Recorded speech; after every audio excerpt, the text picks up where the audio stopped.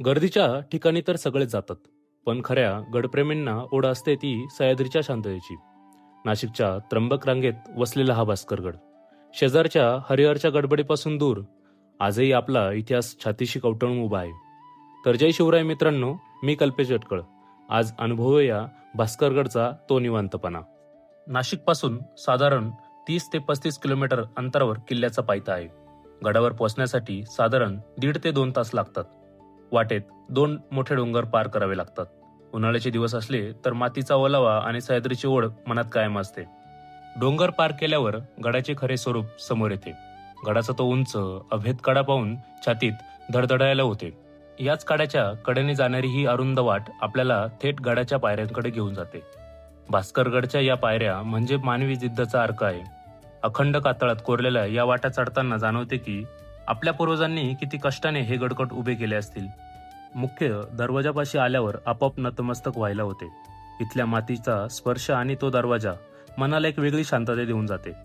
प्रवेशद्वार ओलांडलं की समोर पसरतं एक विस्तीर्ण आणि शांत पठार.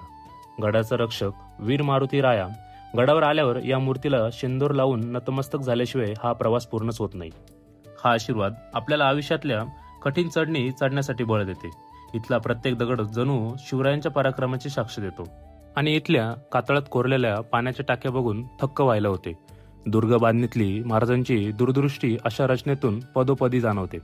या गडाचा इतिहास खूप जुना आहे.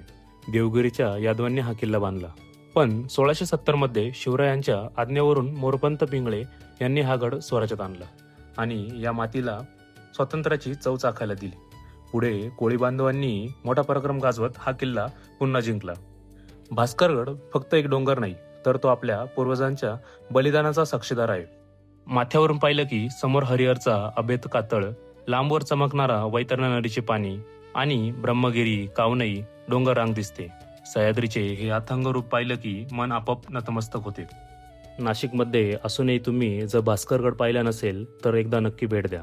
तुम्हाला हा छोटासा प्रवास कसा वाटला कमेंटमध्ये नक्की सांगा. पुन्हा भेटूया अशाच एक नवीन किल्ल्यावर. तोपर्यंत काळजी घ्या, फिरत राहा. जय शिवराय.